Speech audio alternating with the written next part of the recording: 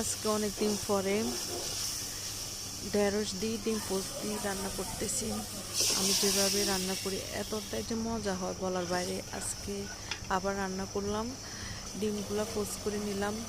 এবারে পাতিলে তেল দাঁড়িয়ে দিলাম, হলুদ মরিচ যা যা বাটা মশলা লাগে একটু কষাইছি। কষানোর পরে আলুটা দিয়ে দিলাম, দেওয়ার পরে ঢেঁড়স দিলাম।